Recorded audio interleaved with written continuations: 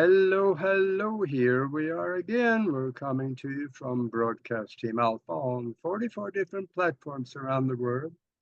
And this is the show for the thinking global citizen that is not afraid to stick his toe outside of the box and find out what is out there that I don't know about.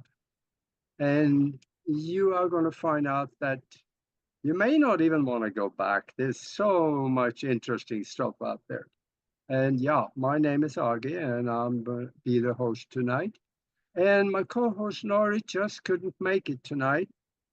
There is other things going on. She is also in business. So here we are, and we are also transmitting on the Conscious Awakening Network.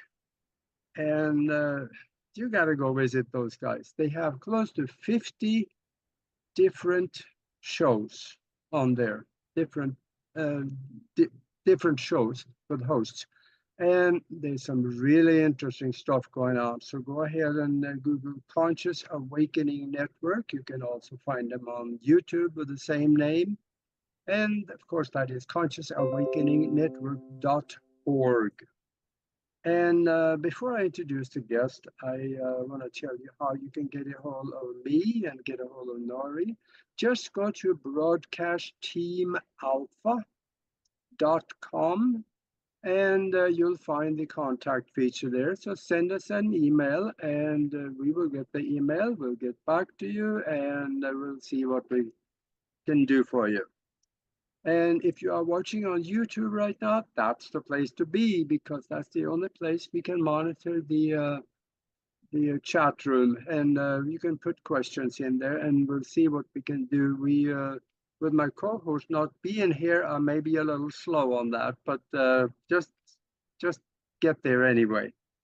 And also, I want to say Nori and I put together a spiritual think tank.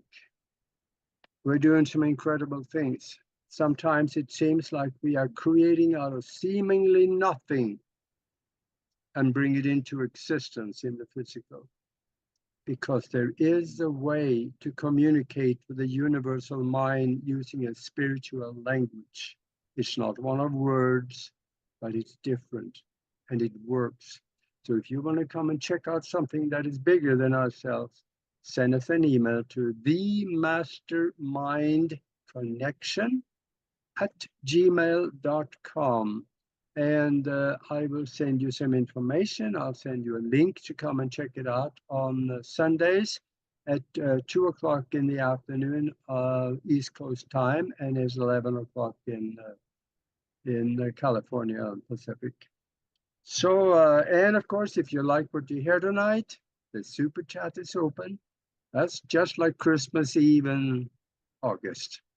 So anyway, I want to introduce the guest to you, and he sent me his bio, and I lost myself in it. There was so much on there. I have to shorten this down a little bit in order for us to be able to hear him a little bit too in this show. We have Terry Tibando with us, and he has written several books, I think 6 books or so, and you can Google that, you can find them. It's on Amazon, a lot of different places. Citizens Disclosure on UFOs and ETI, that is extraterrestrial intelligence. And there's some really interesting stuff in there. I think you should go have a look at. We are going to talk about World War II German and American flying discs. When did they start out making those things they haven't told us about? Where are they? What are they? And maybe a little bit about how do they work? Because this is something that you won't find in mainstream anywhere. And we're going to talk give you a little skinny on this one. Also, he is an active UFO and ETI researcher and one of Canada's leading experts on what is going on in the skies. He had his own experiences, and he spoke at the National MUFON Symposium here just really recently, I think about middle last month or so. And he's been on the Discovery Channel TV stations and many radio and podcasts all over the place. And you will find him on Facebook. Go and look at it. There is some really interesting stuff in there. There are testimonies from people that have had first-hand knowledge of government technology into UFOs and related areas. So, he's also going on the Contact at Sea cruise, going from Northwest up to Alaska. So if you want to be part of a cruise where you can get to associate with some of the most leading thought leaders and UFO and extraterrestrial researchers in the world, go to YouTube, because he's got a page on there where he explains how you can be part of that. And I bet you would have so much fun, you probably would think it would be illegal. So anyway, welcome to the show, Terry. Thank you very much, Aage, for inviting me on your show. Yeah. I did say that you had some personal experiences also. And there are many people out there that have had that, but they don't dare to talk about it because there is still a stigma around it. Even though it's becoming more and more mainstream, the stigma is there. And a lot of people have had the experiences, don't dare to talk about it. Speak on that, your experience and the reason maybe why people shouldn't be bashful about having these experiences. Bring it out there. Well, thank you very much. I have had experiences since I was a 5-year-old child. Now that's 1953. So this is dating me. I'm going to be 76 this year. And so I've had experiences throughout my lifetime, whether it's UFO of different configurations or it's ET encounters. And my ET encounter when I was 5 years old was in St. Jean's, Quebec, on an RCAF military base, very small. And essentially what happened was my mother and I had been out taking a walk in the early November morning, and we were going along the one of the roads on the airbase, and there were buildings there, probably military office type buildings, and I saw this craft that was essentially what I thought was some Mexican sombrero hat, and it was kind of wobbling a little bit, and it kind of hovered over one of the buildings. I estimate somewhere between 500 and 700 feet away, so it was reasonably close. And I said to my mother, "What's that?" And she looked up at it, and she really didn't know. And she says, "I think it's some kind of airplane." And all of a sudden, it took off. Now, this was your typical disc where it was dark underneath, had a convex surface, and a dome or cupola on the top, silverish. And so the closest one that I can think of would be a photograph that was taken, I think, in New Jersey. So, and that was back in the 50s or 60s. The interesting thing about that is that within a few days of that sighting, I had ET beings come into my bedroom. Now, I'll pull up a share screen and I'll show you what that looks like. If I can. Yeah, you have some incredible pictures, and a lot of those pictures we're also going to show in the last half of this show. And here we go on some of it. Yeah.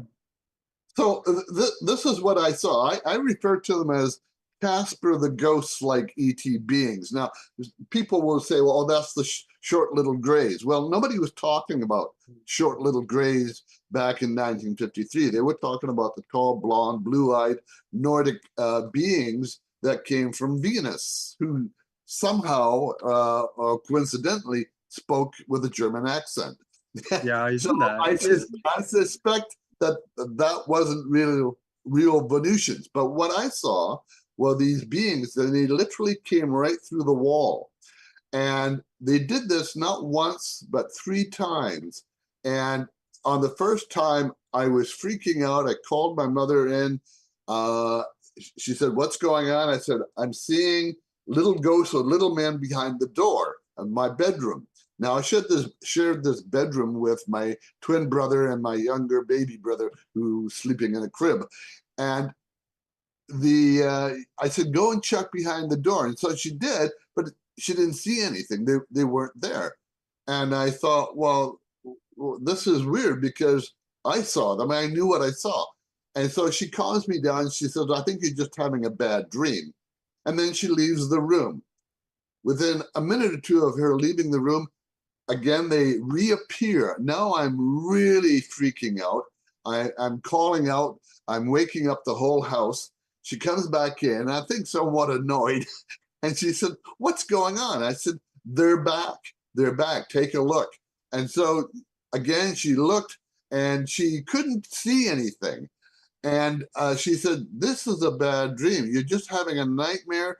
I want you to think about Christmas, which isn't too far away at that time." And she said, "Think about the Christmas tree and the presents you're going to get and all the rest of it." And she spent 10 minutes calming me down. She then left, and I looked again at the door and I didn't see anything. And I thought, well, maybe I am dreaming.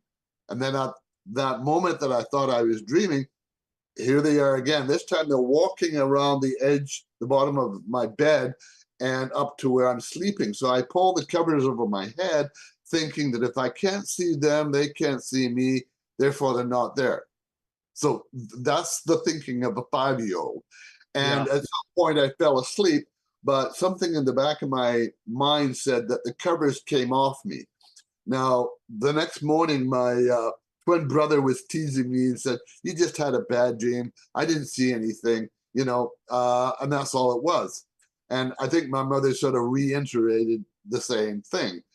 But what I found was I started to draw pictures of stars, planets, and rocket ships, which is not something I would have really known much about, but that's what I was drawing.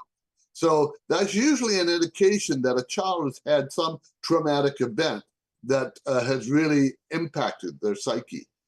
And that was my first experience. And then from that point on, depending on where I live, I would have all kinds of other experiences, whether it would be UFOs flying close to my home, or maybe I'm out in a park area and would see some flashes of light, etc. So that was my first experience. Yeah, and a lot of times these experiences follow the family. So did your parents did they talk about any kind of contact at all? Well, the fact that my mother and I saw a flying saucer during the daytime, that was a shared experience. My father, back in 1951, had the whole family had moved back east, and we lived in Victoria, British Columbia, and my father had left the army because that's what he was in as a serviceman during the war, and he enlisted in the Air Force. And so I guess before he took on the service of being a military man in the Air Force, he flew back to see his parents who lived in Toronto. And I imagine it was by military transport. So he lands at Moulton Air Base in Ontario, which is now a part of Pearson International Airport. And he's stepping off the ladder or the steps, and he sees a hangar in front of him. And the doors are open, and he sees a disc-shaped craft hovering, and it comes out onto the tarmac, hovers there momentarily, and then shoots straight up in the air and hovers there again momentarily and comes back down and goes back into the hangar. Now, he said up to his dying days that he saw a flying saucer in 1951. The question here is, what did he see? Did he see an actual extraterrestrial craft that somehow the Canadians had captured and were experimenting with it? Or was it part of a German capture that the Allies had that and I'm jumping ahead a little bit here, but during the end of the war in 1945, the Americans went in along with the Allied nations, Canada, France, Britain, and other nations to capture German technology and bring it back and find out what's going on with it, along with about 1,600 German scientists. So it is conceivable that this was a German craft, and if it was, the only thing that would fit that description would be a viril, or what they call a yaga, hunter, a disc-shaped craft. So the thing about that is that he drew a picture of showing a disc, like two saucers lip to lip, and I found it actually in a cannon shell humidor where he kept his tobacco, and I asked him about it, and he said, "Oh, you don't need to know about that." Well, later on, he did reveal to me exactly what it was about, and so that's part of that scenario. Yeah, you mentioned earlier also that there was a German accent in some of those pilots that flew the discs, and that is actually, I read about that too, and in fact, the retired Colonel Wendell Stevens here in Tucson, I had talks with him about it, and he thinks that Adamski, back in the 1950s, he didn't have any contact with people from Venus, but they were Germans coming out of the Antarctica base 211. What do you think? Yeah, I believe that. I've got a document, and basically it's from the CIA, and I think it's dated around, I think it's either 1951 or 1953. And basically in the document towards the bottom of it, it said that there is a psychological potential to use this as a weapon against the people in public or other nations. And so what I think was happening was that when the Americans captured some of these flying discs, there was a catch-up period of trying to understand how they flew. They were literally thinking outside of the box when they were constructing the propulsion systems, and let alone the very fact that it was disc-shaped. And the Americans didn't understand that technology, and there's a reason for it, which we'll get into. But they were able to fly the craft because I believe they had conventional navigation controls, etc., much like a bomber, whether that was a Lancaster bomber or a B-26 bomber, and it would be manned by, half a dozen, 4 to 6 men to operate it, and plus whatever people were using the cannons on board to shoot at other aircraft.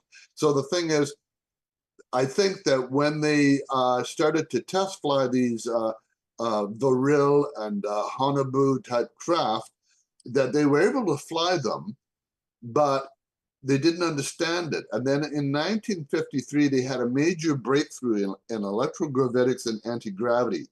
And that's when everything started to come together. Now, you have to understand that the Germans had this knowledge before the war, before World War II. And they were already designing and building these things and testing them out. And they were doing it on basically a privatized and a sort of one or two factories were building these things, and it wasn't until the Third Reich got involved, the SS, that they said, okay, here's what we're going to do. We're going to standardize the types of craft that we're building, and there will be improvements along the way. Well, as I was saying, that the Americans didn't understand it, but eventually they did, because they figured out the propulsion system. Part of this was a shoot-down program where there were extraterrestrial craft coming into Earth orbit and even landing. And in one or two instances, there were some form of engagement with humans. Usually the outcome for the extraterrestrials were their craft was shot down and was captured and retrieved, and then they started to reverse engineer a lot of that.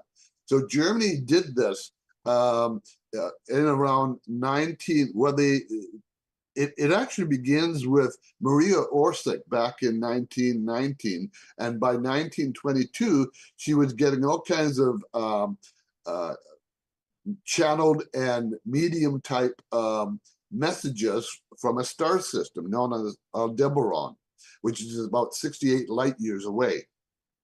And essentially, she was a part of the Viril Society, where young women like her with very long hair would be doing mediumship and channeling and getting all kinds of information. And by around 1922, they started to get channeled information on actual construction of craft. So whatever they were receiving, it was enough information for them to go on. And the Thule Society got involved because part of the text that they were getting was in a language they didn't understand. They thought it was Old German or Template German, but in fact it was Sumerian. And that's where the Thule people got involved in it, because they had people who could read it. And then they started to realize, oh, this is very interesting. An ancient language of our past is suddenly showing up now, and it's in the hands of the Germans. And so essentially, they utilized all this information. And as I say, one thing began with individuals, various scientists and what have you got involved and started building certain dish-shaped craft that were either jet-powered or had some form of engine in it, but it wasn't yet formulated into the solid state type of propulsion, which I think involved mercury of some kind. Yes, it did. Yeah, and so that's part of all of that. You know, we talked about Wendell Stevens and Henry Stevens, no relation, wrote a number of books about this, and he said that there was an advancement in design and construction of these craft. They got more and more complex and larger as it went on. So we find that going down that path, there was an involvement of the Haunebu and the Viril and other craft. Yeah. Yeah, and you know, Germany had their own Roswell in 1936, when there was a rather large craft that crashed in Bavaria. Yes, in the Black Forest. Yeah, and in 1939, 3 years later, they had it back engineered enough so they could create their own. There was some note in Colonel Stevens's paper saying that they spent a long time trying to get into the craft. They tried everything, including explosives, and nothing worked until somebody pushed on the outside somewhere on the surface, and bingo, the door came open. Mm-hmm. After trying all the other. Well, apparently they found that there were beings still alive on or near the craft, and so they took all of this back to the Wewelsburg Castle, and basically, with the help of the ETs, either willingly or unwillingly, they helped to reverse engineer the craft.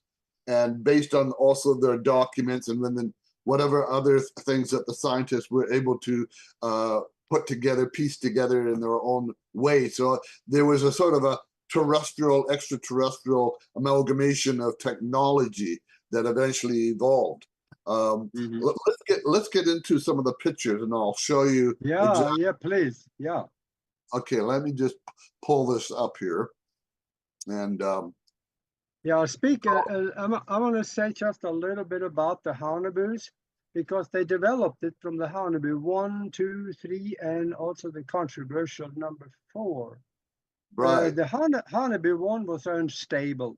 It kept crashing on them, so they ran out of pilots that would dare to fly it. So they kind of put that one on hold, and they developed the Haunebu 2 out of that. And I want to say just a little bit about the specs that I got from Colonel Stevens.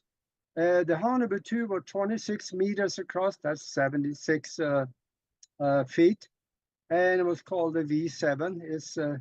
And I still wonder where the V6, 5, and 4 is. But they had magnetic directional impulse as a steering, and it could do anywhere from 6,000 kilometers an hour at sea level and 21,000 at higher levels.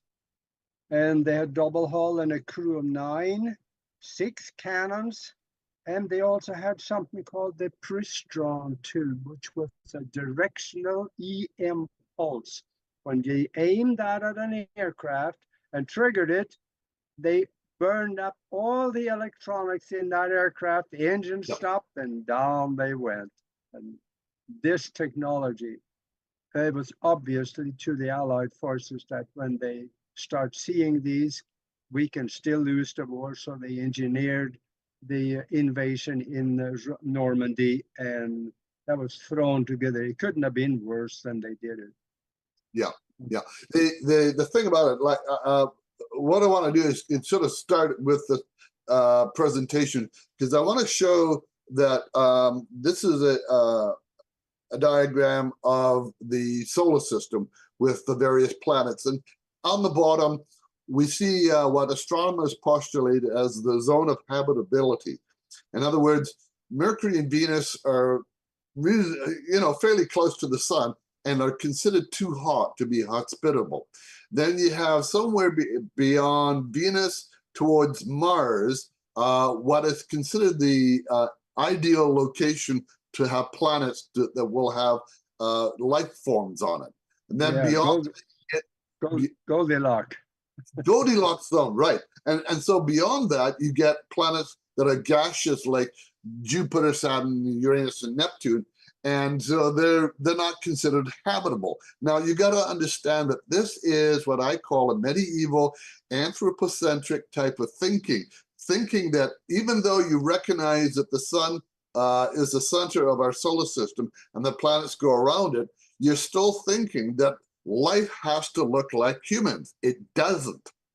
And so that's what they postulate. Now, above, I found that in my research, I was studying what religions say about life in the universe, and one of the religions was the Baha'i faith that states that a stable star determines the zone of habitability. And there's a quote to that. And the quote goes that, "Know thou that every fixed star," meaning stable, "hath its planets, and every planet hath its creatures, whose number no man can compute." So what they're saying is you have a stable star like we do, which we call Sol. Therefore, all the planets in our solar system, which are now stable, have life on them in one form or another. Now, people will debate this, but the very fact that we've got a planet that has all kinds of life forms, including extremophile life forms, life that can exist deep down in the ocean, near volcanic vents, or in the ice, or 300 feet in the ground, or in other environments, all of which are hazardous or non-sustainable to humans. But there's life there. So what that indicates is, here's an example of the Earth having these extreme cases of life that we know, not only terrestrial landforms, aquatic, avian, things that live under the ground as well. So now we're looking at extremophiles, and according to the Baha'i faith, there is life in all the stars, all the planets. That means wherever we go in the universe, if there's a stable sun, it will probably have planets, and those planets will have life, including the moons or satellites that revolve around those planets. So that's the pieces that we're coming from. Yeah, I'm not so sure it's only the Baha'i faith that says that. Do you remember the guy 2,000 years ago that said, "In my father's house there's many rooms"? Many mansions, right? Well, many mansions. Okay, that's right. Yeah, and that's a term that indicates, now how could you have a mansion inside of a house? Because a house is smaller than a mansion. So there's a kind of a spiritual allegory there that needs to be understood.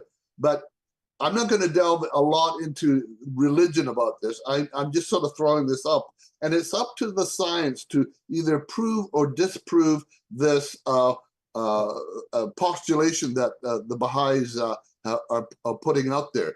And so I'm saying that I think that that's a valid statement that needs to be researched.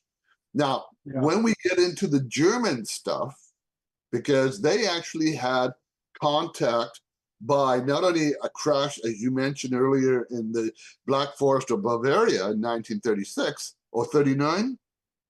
Was it 39? Yeah, 39. Yeah, and they saw creatures that they were still alive, and they helped the Germans to create some of their craft. Now, here we have what they call the Glock, the bell. Wait, just a second. For those of you that joined us late in the show here, we are talking with Terry Tibando, and we are talking about the German and the American Flying Discs programs.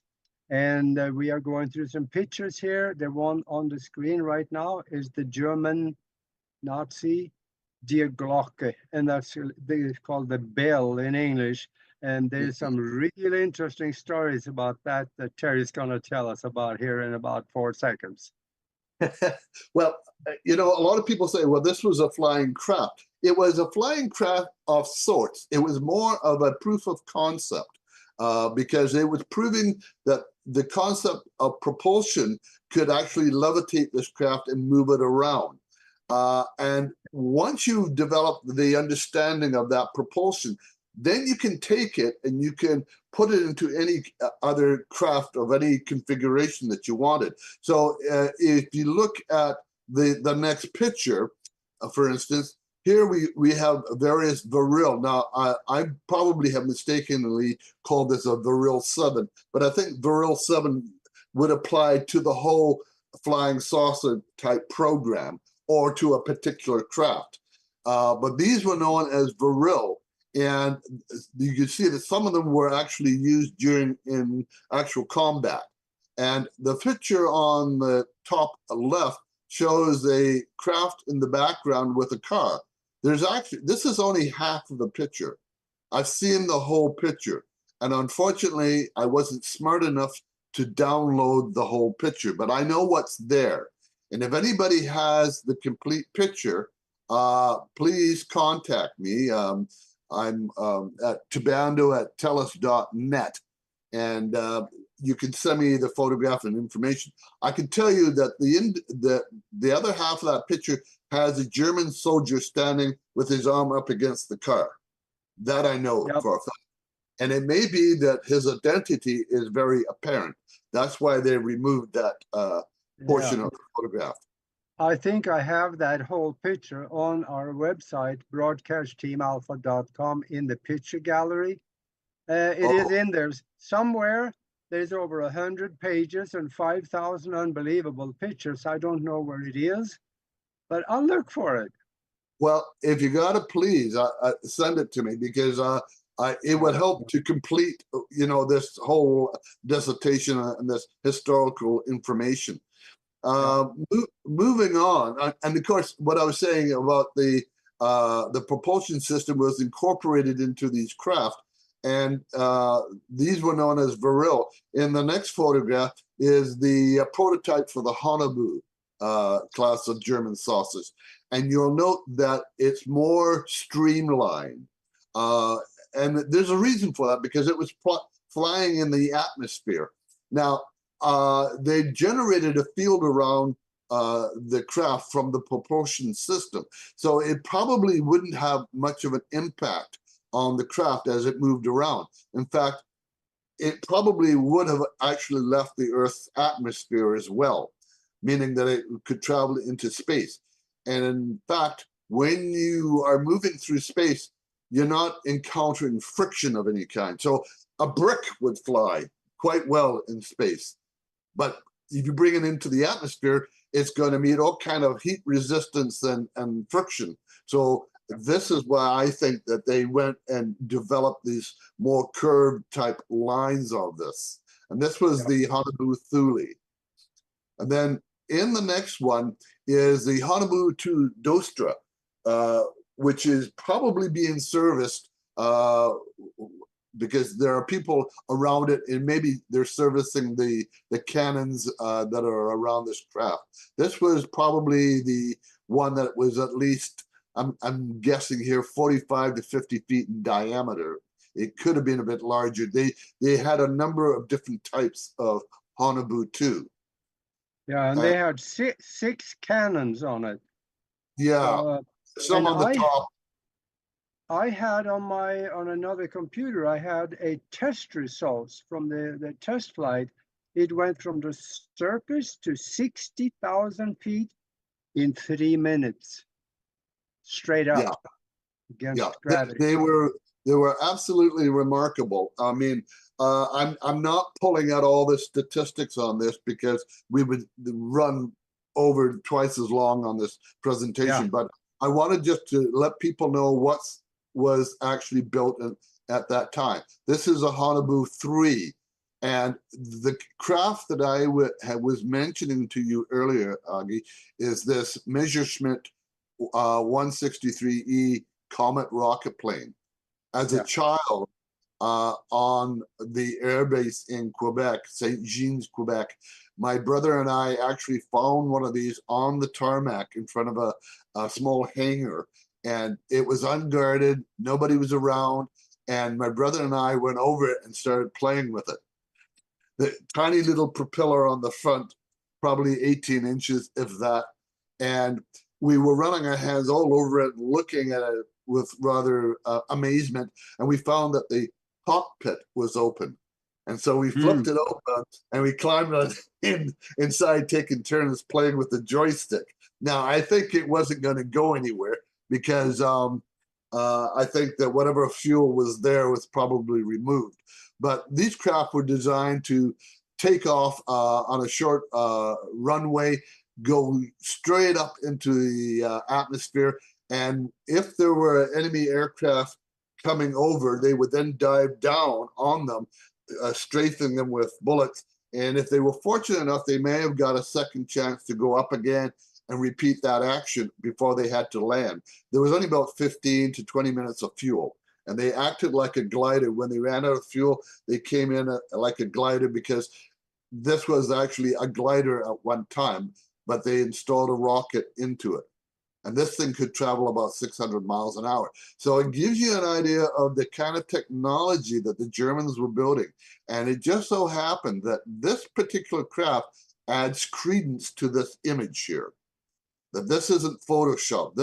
There are people with I don't know if you can see this, but there's a lighted area on the bottom that's open where people are actually going up into it. And there's another one near the middle where they're also entering into it. So this was a large sort of battleship type craft. And here you see the same thing. This time it's in flight. And there are two German soldiers in the foreground. And basically what we're looking at here is it's in flight, and in the background are mountains. So we know that they had taken some of their craft and flew it around the countryside, probably as a test flight to see how it operated. Now, the next thing that they were building was what they called the Andromeda Gurat, or a device, and it was about a 700-foot long cigar-shaped craft. They built two, and they named them after Norse gods, Freya and Freya. And essentially, I think it was the Freya, the female goddess version, that was actually built and flown. And in the photograph on the left is a small disc-shaped craft that also appears, which may have been one of the Vril or the Haunebu craft that came off the inner hangar of this cigar-shaped craft. Here on the right is a colored version of the same thing taken by somebody else by the name of Joe Ferrer in 1967 in Rhode Island, New York. What again it shows is that these craft were being test flown after the war, which means that if the Americans have captured this, then this is part of their experimentation and learning to control these craft to see what they could do. Now, as we find that as we move through it, we get a lot of reports of Foo Fighters that were moving along Allied aircraft. Even the Axis aircraft of Germany were seeing these, and they weren't completely certain who they were, what they were, etc. And so there was a lot of debate afterwards of just whose were they. And in all likelihood, they were also of German design. And this shows a couple of examples of what they probably looked like.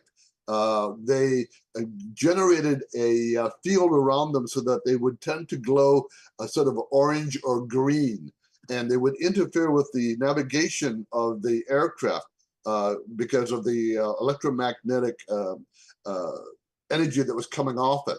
Now that's the key point, because when you see other aircraft, when you hear about other reports of UFOs in the late 50s, 60s, and 70s, etc., you hear about a person driving along, and all of a sudden their car comes to a stall. It just stops altogether because it's being interfered by electromagnetic radiation, which comes off of these craft. Not these particular ones, but larger craft. And so these larger craft can interfere with your home, your car. They can interfere with the power lines that generate or send electricity into cities and homes. And they can short circuit that until they move off, and then all that power comes back on again, as if nothing happened. Now, this is a picture of the Haunebu fleet, and you can see up in the top left corner is the Vril prototype, which was a one-man craft. Then they built others that were larger, still one man, sometimes two-man craft. And then they went into what they call the Vril reconnaissance type of craft, which was more sleek. And I believe that that's what my father saw, was this smaller one-man craft that could hover, and it could take off vertically and land vertically. That seems to fit the description, but we have no proof of that. There was no, he didn't mention that he saw any German insignia on it. So the thing is, the research that needs to be done is to find out whether or not we actually had that craft. We know that Dr. Heinrich Richard Metheny came to Canada in around the 1950s. He may have actually came in much earlier than that to sort of accommodate or be in the presence of this particular craft. He's also believed to have helped John Frost of APRO Canada, who he was a British aeronautic designer who worked in Canada to develop the APRO Aero and the APRO car, which was sort of a round disc hovercraft type of vehicle. And it got off the ground about 3 or 4 feet, and it was wobbly and unstable, but they did actually work out the stabilization problem of that craft. But that Yeah. was a prototype for something else they were working on. The thing that was in Moulton, Ontario, where they were building the Avro Aero and the Avro car. The other highly powered jet disc craft was being built in Georgetown, west of Toronto, and that was a 6 jet engine disc-shaped craft, as well as and that was referred to as the WW2 craft, and then the other one they were building was the spade-shaped Manta or Omega type craft, where the central jet was right in the center of it, and it was like the mouth or of the shape of a shovel with a spade-like appearance to it. And it is believed that all of these flew at some point. They were prototypes being built for the American Army Air Force at the time. Yeah. So what this shows is the different configurations and the involvement of the craft. The one that's labeled Vril 7 was also considered an interstellar craft. And essentially what it would do is it would create a high magnetic field in the front of it. And this would open up what the Germans refer to as a white hole. And they realized that if they were going to try and make contact with the Aldebaran star system, 68 light years away, they couldn't travel there at the speed of light. They had to get there much faster. And it is believed that one of the Andromeda garrots or devices actually made a travel. We don't know if it went to that star system, but apparently on its return, it had a quadruple Victylin steel shell around it. And they said it was weathered and beaten up to the point it looked like it was 100 years old. So that means they must have put it through some extreme environment or lack of environment, and whatever happened along the way, they were able to return, but the craft was somewhat damaged in the process. It's also believed that the Germans may have gone to the moon, and they may have gone to Mars several times. I have a photograph that shows a base on Mars, but I'm not thinking it's German, but probably American, because the environment of the buildings and the solar cells and the radar dish, etc., look too modern to be of pre-war or post-war development. Yeah, could you show us that? I don't have it loaded up, unfortunately. Oh, okay. But I can send that to you. I'm not even certain that the one that I've got was the one that I originally saw back in around 2009, 2010, when I was writing my books. So, but you know, I can certainly dig that out for you, Aage. And then one of the interesting things here, we have Herman Oberth's comment that he says, we cannot take credit for our record of advancement in certain scientific fields alone. We've been helped. When asked by whom, he replied, the people from other worlds. So very cryptic, very sort of oh, what's this all about sort of thing. You have to understand something here. When Maria Orsic and the Vril Society were doing channeling and receiving information, it turns out that many years later, the American military, through cooperation of Stanford Research Institute, developed a group of remote viewers known as Project Stargate or Grill Flame. Yep. And they were remote viewing not only enemy territory and weapons and all the rest of it, but some of them were able to remote view what they thought were life on Mars. And I'm involved with CSETI, which is the Center for the Study of Extraterrestrial Intelligence. And guess what we did? We use remote viewing, high meditation, and we make we have contact with extraterrestrial intelligence. They will actually show up and start to interact with us. And we're not asking for information from them at this point. We're just merely establishing a relationship with them. But we're doing this something like 60, 80 years after the fact that it was first done prior to World War II. Yeah. So again, it's catch up to what the Germans had been doing. Had the Germans succeeded in their development of the saucers and the V2 rockets and everything else, this might have been a whole different world we're living in. Fortunately, it didn't happen that way. The Allies won the war.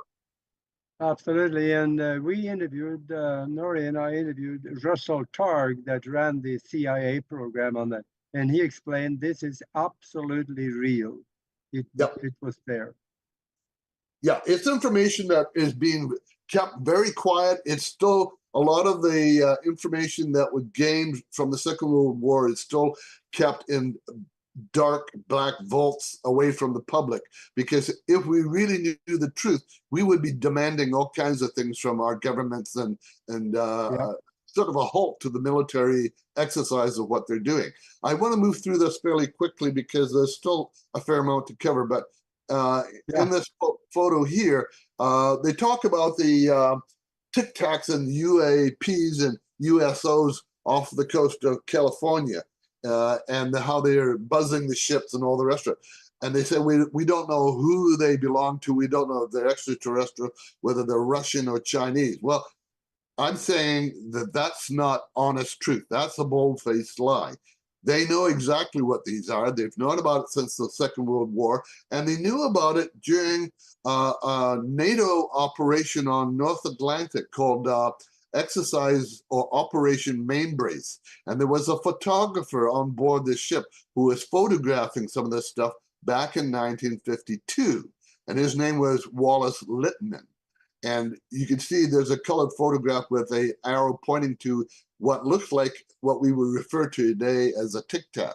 But in the other black and white photographs, I've circled what these objects were, and there even seems to be something in the sea in the forefront of one particular photograph. So the Navy and the military knew about this. In fact, not just the US Navy, but 9 major navies at the time were seeing this stuff. We're talking about 200 international ships, 10,000 sailors or soldiers, 200 aircraft, and they were doing these wartime operations to show that they could defend Denmark and Norway from the possible Russian invasion. And while they were doing this, they were seeing these objects coming out of the ocean, flying over, buzzing the ships, and then taking off into space. 1952, they knew back then what they were. So they can't say they didn't know that they were extraterrestrial. And even Eisenhower and Churchill had discussed this whole issue because they realized they were dealing with something other than man-made craft. Yeah. Now, what did the Americans get from all of this? Well, they have been doing a shoot-down program of anything extraterrestrial flying into the atmosphere. And in some cases, these craft would land, and allegedly there was an exchange of information and technology between military people and extraterrestrials. This is the famous Bob Lazar sports model flying saucer that he claimed he worked on. Very clean lines, very sleek, no nuts or bolts in its construction. When you look at other craft, what you start to see is lots of plates, bolts, constructions, bits and pieces sort of protruding from it in one way or another. And this indicates a man-made construction. So the difference now is, how do you tell an extraterrestrial craft from a man-made craft? Extraterrestrial craft are physical, but more often than not, they are appearing in a trans-dimensional appearance. In other words, they can be seen physically, but they're not there physically. Your eyes can see it, but they're not there. They're altered, they're phased out of our existence. And there's a reason for that, because when they travel from one star system to another, they're not traveling at the speed of light. They're traveling through various dimensions to get here. That may mean that they're opening up a porthole of some kind and traveling through it, and they get there within minutes, not hours, not days, not weeks, not months, not years, literally within minutes. That's true even if they are a galactic civilization coming, say, from Andromeda to our planet. They'll do it in a matter of minutes. It's that quick. This is the Pumpkin C, which is part of Lockheed's Project Diamond. It was to show the concept of a aerospike technology. This craft could do about Mach 14 plus, very, very fast. We're talking about like 10 to 15,000 miles an hour, which is about the same speed as a rocket. In the next picture, we're seeing a triangular shaped craft. Now, I do have my doubts if this is the genuine craft on the ground, because the shadows don't quite line up with the men around it. So this could be just a virtual or a CGI or AI construction, but it's fairly accurate. And this is a craft that is based on the B-2 stealth bomber. So whatever the B-2 stealth bomber can do, like it flies with jets, but it also has an electrogravitic leading edge on it, as does this. But this is designed to do that all over the craft, not just in one section. So this is based on reports and observations and some photographs. The next photograph shows what they call a man-made ARD craft, which was a photograph by a pilot over Provo, Utah, 1966.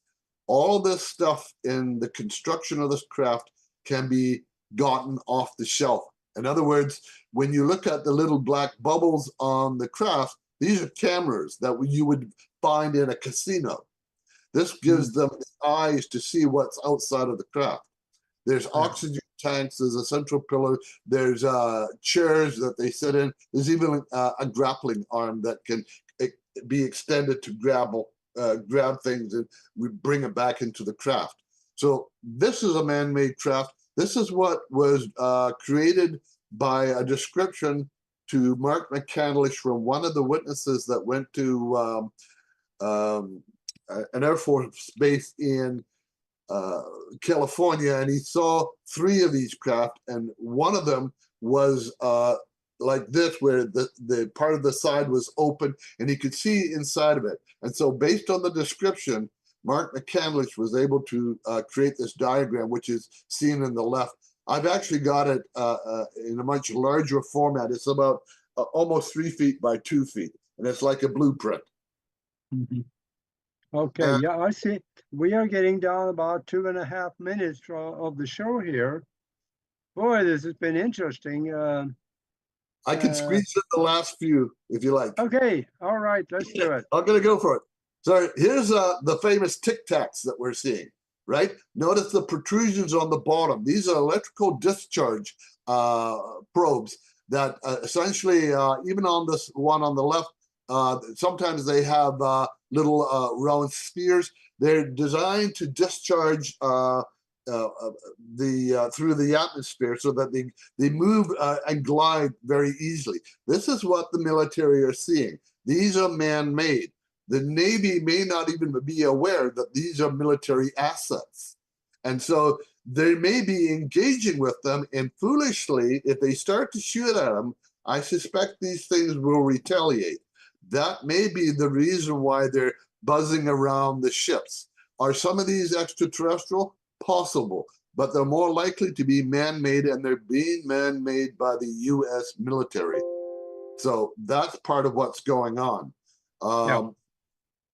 And then we got, when they do crash retrievals, particularly Roswell, they were looking at beings that were dead, unfortunately, and they were looking at the DNA, and somebody got the bright idea, we could probably clone these types of beings.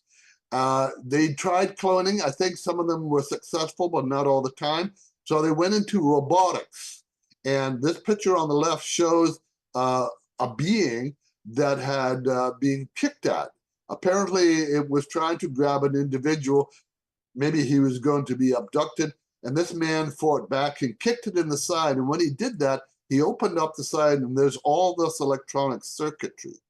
This isn't the only instance where somebody has encountered one of these beings, fought back, scratched at the face, and pulled out off the eye covering, and seeing electronic circuitry behind it. In other words, these things are man-made. They are designed to look like little grays.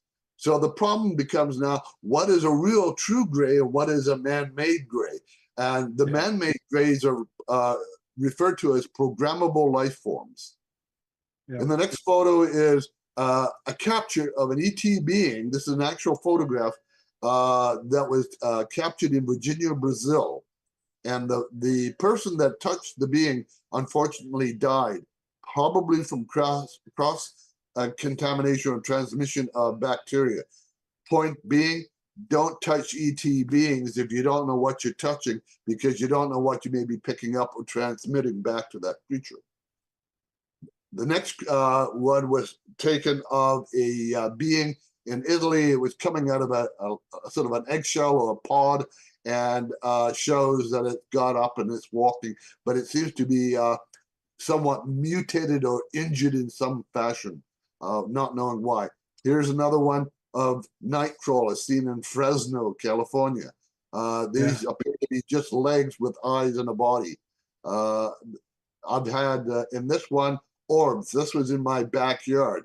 My nephew and his wife were being photographed, and these orbs showed up at that time.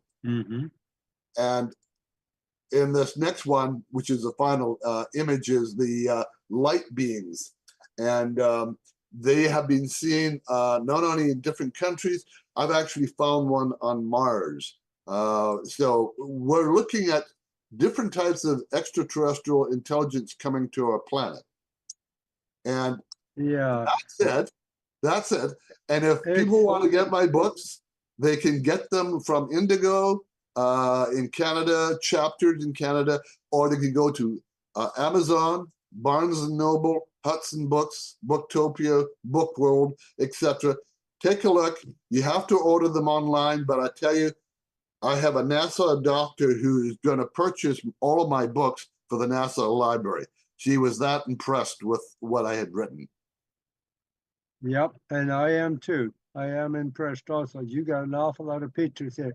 It's getting very complicated. Now we can see that some of the extraterrestrials are also man-made and electronically carried out. Same thing with the UFOs. Some of them are ours, some of them are not. That's right. So yeah. how do we know? And that's the whole point, is that we have to start re-looking at things and not jumping to conclusions.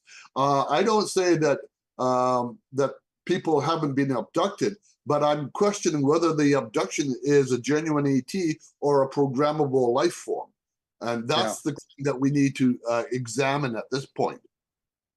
Yeah, or then there are also abductees that talk about the fact that when they got abducted, got on the ship and started walking around, they saw Air Force uniformed people on the craft. Exactly. And so we're being had, boy, royally. But gosh, we're over already. So thank you very much for being with us. This was really interesting. Well, you're very welcome. And if we have a chance to do this again, we can delve into a lot more, as well as many other related subjects on this. Yeah, I absolutely would like to have you come back and maybe go deeper into. There are more pictures you have that you didn't show too. So. Oh yeah, this is just a drop in the bucket from what I've got. Yeah. All right. So, well, thank you very much, and you're very welcome. So then, and to the listeners and the viewers out there, until next time,